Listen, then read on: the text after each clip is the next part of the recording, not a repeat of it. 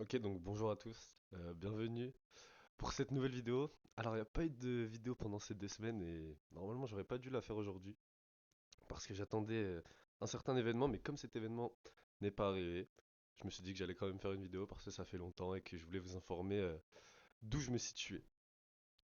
Alors, tout d'abord, on va commencer par le récap de ces 2 dernières semaines. On va aller sur mon dashboard Alpha Capital et il y a eu des hauts, il y a eu des bas, mais on va voir tout ça. Ok, donc là, on y est. Quand on s'était quitté la dernière fois, on était là, à 10 555. Je vous ai dit, ouais, les gars, il reste 2% large et tout. Et au final, ben, je sais pas si c'était l'orgueil ou quoi, mais très très grosse série de pertes. Je vous mettrai un screen du MetaTrader. Je crois qu'il y a eu 9 SL d'affilée. Et je pense vraiment, honnêtement, les 9 trades, ils étaient pas dans mon plan. Et en fait, je voulais juste les prendre parce que, ben, en fait, j'étais là, quoi. J'étais à 2,5% et pour moi, comme je vise tout le temps des gros RR, etc., je me suis dit, ouais, ça va, 2,5%, tu les fais facile et tout. Et c'est peut-être ça qui m'a mis dans cet état-là. Et au final, ben, on est redescendu à 9644. Mais après cette série de pertes, c'était à la fin de la première semaine, je crois. On va aller voir sur le calendrier. Tac. Voilà, donc là, on s'était quitté ici. La première semaine, j'avais pris moins de 200. Et ouais, après celle-là, il y a eu beaucoup, beaucoup, beaucoup de pertes. Mais du coup, après, le mois de février, j'ai pris des nouvelles résolutions. Là, je me suis dit, ok, on va mettre un plan. Enfin, le plan était déjà mis en soi, même si je galère un peu avec mon plan. Mais ça sera dans une prochaine vidéo que je vous expliquerai pourquoi. Là, je me suis dit, ok, là, on va prendre que des high setup. Tu vas respecter la stratégie. Là, le mois de février, c'est ton mois et tout. Il y a rien qui t'arrête. Et comme on peut le voir, ça, c'est pas une loss, c'est juste les commissions. Mais comme j'ai pris ma position le lundi et que je l'ai terminé le jeudi, bah, du coup, ça m'a pas mis les gains le lundi. Mais en clair, c'est la première semaine 100% gagnante que je fais. Je vous mettrai un screen à l'écran aussi. J'ai pris 4 trades qu'on va aller voir juste après. Mais franchement, ça m'a redonné confiance en moi en fait. Et je vous en parlerai pourquoi à la fin de la vidéo. Mais ça m'a redonné confiance en mon trading. Et comme on peut le voir, du coup, je suis passé de 9644 pour aller à 10 574. Donc, on est retourné au point de base, mais là, je ne ferai pas la même erreur. Franchement, en plus, j'avais pris des trades, etc. J'étais à 50 dollars. J'étais à 50 dollars. Je me disais 50 putain de dollars. Et ça n'a jamais touché. Mais il y a eu des événements aussi de pourquoi ça n'a pas touché, ça aurait pu. Mais de toute façon, je vais tout vous expliquer. C'est juste pour vous dire que là, on en est là, la nouvelle semaine va arriver et que je vais bien me concentrer pour apporter des bonnes nouvelles tout simplement et funded enfin ce premier compte.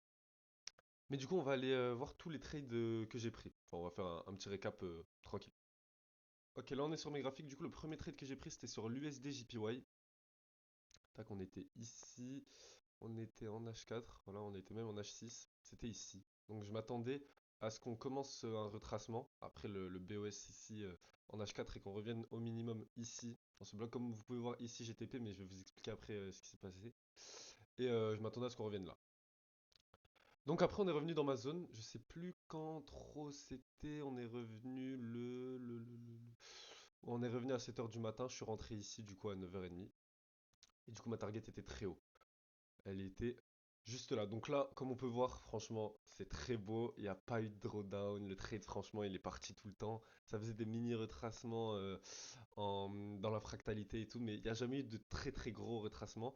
Franchement, ça c'est un beau trade, c'est un très bon trade que j'ai aimé prendre parce qu'en fait, je dormais la nuit, je me réveillais, on était plus haut que la veille. Et ça, pendant, du coup, je l'ai pris le lundi, elle s'est clôturée le jeudi. Ça, du coup, lundi soir, mardi soir, mercredi soir. Mais du coup, de base, mon TP était là. Ok. Mais moi, je me suis dit, allez, on va grappiller quelques RR pour 0,5 RR. Je l'ai mis là. Et au final, ben, on n'a jamais touché le TP et mon SL était ici. Et du coup, ben, j'ai perdu en gros l'écart de 1 R entre là et là. Et c'est pour ça que je dis que j'aurais pu Fundet si j'avais laissé mon TP ici. C'est dommage. Bon, moi je le compte comme un TP personnellement parce que c'est juste la psychologie là qui est rentrée en jeu. Mais pour moi, ouais, c'est vachement dommage. Mais ça reste quand même un bon trade. Sur ce trade, j'ai fait 680 dollars. Si je dis pas de la merde, ça veut dire que j'ai fait en gros 6,8 R. Parce que je mets pas 1% plein sur le MetaTrader. Je compte ma commission dans mon risque, etc. C'est pour m'habituer quand j'aurai plus de capitaux pour vraiment risquer le prix, le montant que je veux. Mais donc voilà, sur ce très beau trade, on a une performance de 7,5. En gros, 7,5. Ensuite, on va passer sur le deuxième trade, c'était sur l'Orcade. Je l'ai pris en même temps que l'USD JPY. Voilà, il était là. Vraiment en même temps en plus, c'était tac 24, hop. Voilà, on était ici. Je l'ai pris à cette cassure. Encore une fois, un magnifique trade, sans drawdown, sans rien, on est parti là. Mais celui-là, il m'a fait plus chier. Attends, celui-là, j'ai pas pris. Mais celui-là m'a fait plus chier parce que comme vous le voyez, il a rangé et il a continué de ranger du lundi, ouais, du lundi là, tac, jusqu'au vendredi. Bon, du coup, moi je me suis fait sortir à partir de là, je crois. J'avais mis mon truc là et je me suis fait sortir ici. Donc sur ce trade, j'ai mangé 1,8 R. C'est c'est dommage aussi, mais du coup après, j'ai repris une position. Et celle-là, je l'ai reprise. Alors pourquoi j'ai pas mis mon TP juste en bas? Parce que si celle-là TP, là à 3,76, j'avais Funded, carrément mon alerte c'était Funded. Mais ben, ça s'est pas passé comme prévu, encore une fois. On a vraiment touché à deux couilles près. Et après, ben, je me suis fait sortir ici. C'est dommage, sur cette position, j'ai mangé 0,8 R à peu près. Et il y a eu une dernière position, bon là où le billet était tout simplement haché, je pense pas que j'avais le bon billet. Mais sur cette position-là, je peux pas savoir si j'avais le bon billet. Donc on verra dans la semaine qui arrive. Peut-être même reprendre une position si l'occasion se présente, même si c'est un marché assez rangy, faudra voir. Mais en tout cas, sur l'USD JPY, je compte ça comme un TP. Et la dernière position, voilà, elle était sur EURJPY. EURJPY, pareil, si ça TP, voilà, l'alerte funded. On est bien parti. Et après, on est hyper remonté. Je suis sorti là à 0,4 R.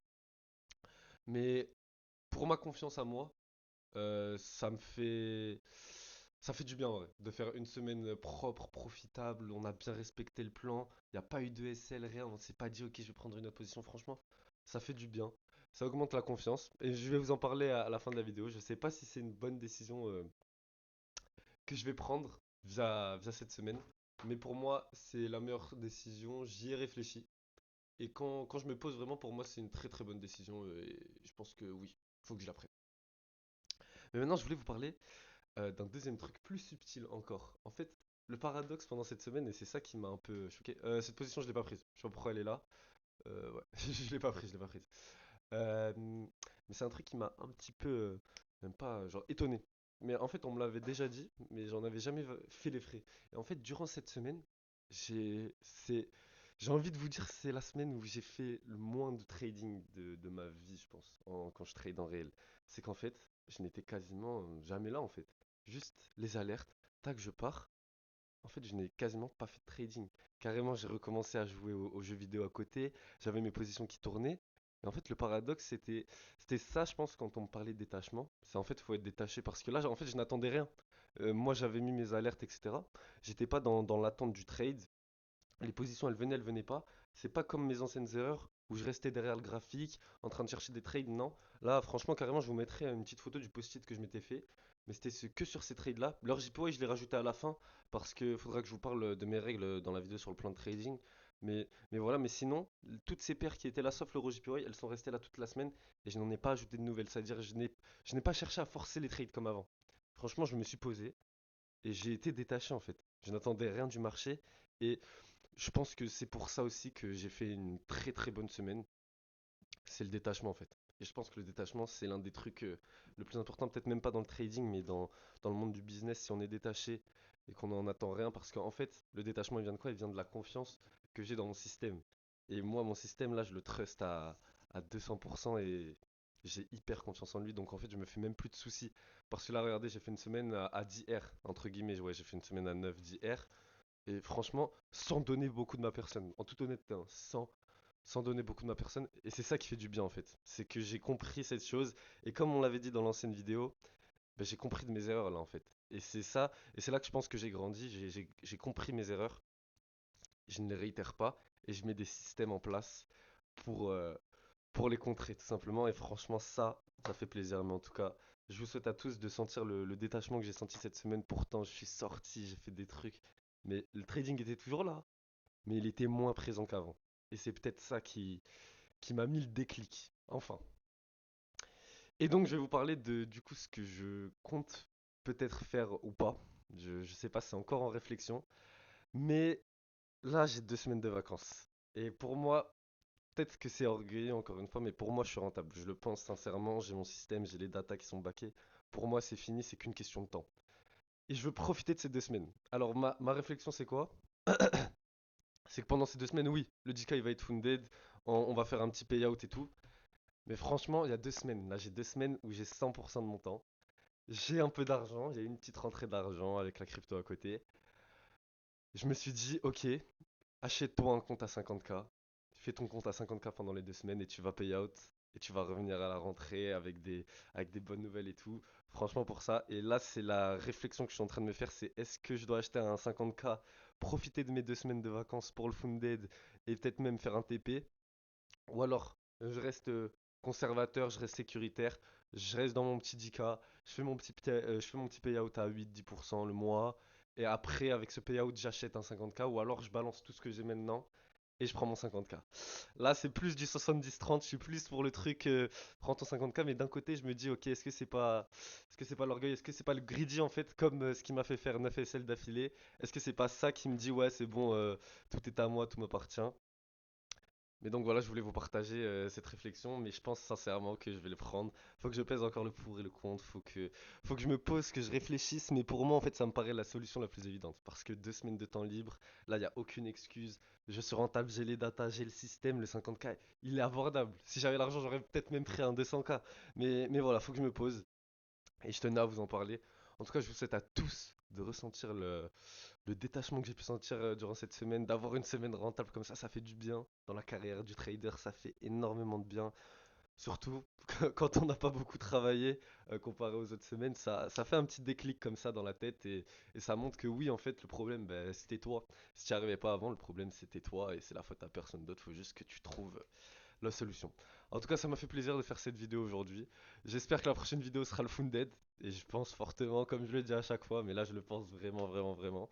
En tout cas, je vous souhaite de bonnes vacances si vous aussi vous êtes en vacances et que votre trading se porte pour le mieux. À la prochaine.